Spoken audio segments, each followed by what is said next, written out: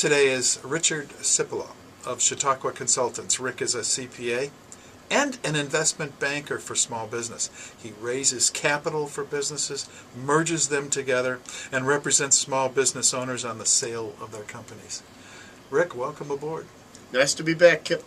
Hey, before we go into the topic at hand, talk to me about what you're doing lately as far as Chautauqua Consultants is concerned. You've been on a roll lately.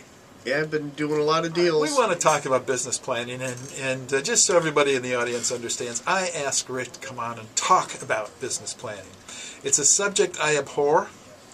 I had talked to a friend of mine named Scott Marincic who started Solvol, and he's been on the program. And I asked him, and he's got quite a large company, and I asked him when he first started, did he have a plan? He said, oh yeah, I sure did. My plan was to sell as much as I could so I could pay the bills and pay all the credit cards back that I financed my company on. Talk to me about your view of the business plan. Well, the business plan per se is important only in that you have to do the thinking that is required to get to your ultimate goal. Okay. And I always tell people that really the way that they need to start through this process is that they need to work backwards. And they give me kind of a strange look when I tell them this. Yeah, well, I just did myself just now. Yeah, you know, everybody could see it radio, right? Yeah, that's right. Oh, that's right. Yeah. Unless they're watching on Ustream, they didn't see my look. Look. Yeah, so working backwards is kind of important. And what I say to them is, what is your ultimate goal? And typically the ultimate goal that most entrepreneurs have is that they're going to sell their business to somebody in the future. Mm-hmm. And so I say, tell me the number that you want to sell your business for.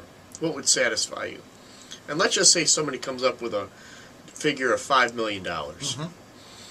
Well, then I say to them, okay, if you want to sell your business for $5 million, assuming that, you know, the multiple when you sell your business is 5 times EBITDA, and we've used that term on this show before. Yes, we have. It's earnings before interest, taxes, depreciation, and amortization. You mean that's not Porky Pig talking at all? It's EBITDA. Okay. It's EBITDA. EBITDA. Okay.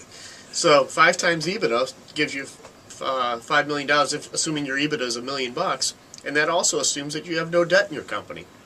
Gotcha. So how do you get your EBITDA up to $1 million a year, and how do you become debt free in your company? So we start talking about that, and it takes a series of very thoughtful events to get you to that point. So we start walking through that process, and as we walk through that process, it changes the way that they behave. They're not going to go borrow every nickel that they can the entire way through. They're going to have a plan where that if they do borrow money, that they can pay it back in a responsible manner. We figure out what staffing levels do you need to be at and so forth so that you can achieve the required profitability that you need to have. And it puts some constraints on the business owner in terms of where the budget needs to be and so forth. And what are the targeted sales levels that I need to have and so forth. And if you go through that process, it's really, really helpful. So I'm working on a deal right now where the business owner wants to sell the business in 3 years. Mm-hmm. And the business is not worth that much right now.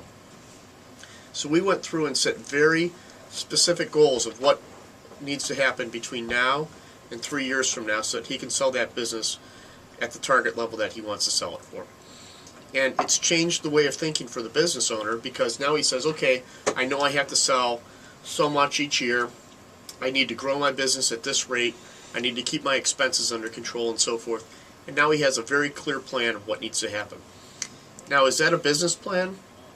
I tell you that's an exit plan, or a strategic plan of how to maximize your profitability and achieve your success.